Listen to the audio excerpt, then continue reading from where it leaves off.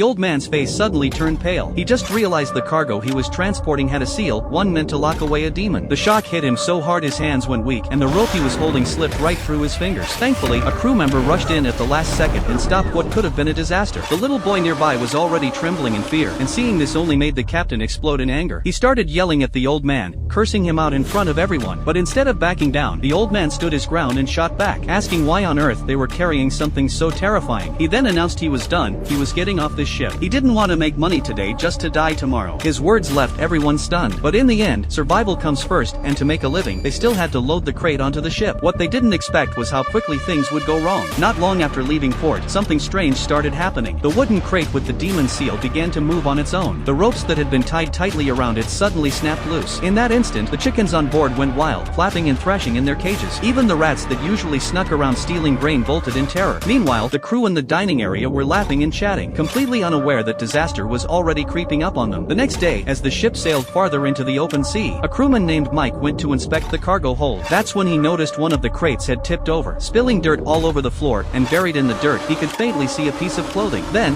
to his horror, a woman suddenly crawled out from beneath it, barely alive, begging him for help. Mike, who happened to be a doctor, quickly checked her condition and realized she was severely anemic. She needed a blood transfusion immediately, but on that entire ship, he was the only one willing to donate. So, out of pure compassion, he gave her his blood. That night, the crate with the strange markings began to stir again. Inside, something monstrous was waking up. It soon made its way to the dirt pile where the woman had been found, because she wasn't supposed to be saved. She was supposed to be its meal. Now that she was gone,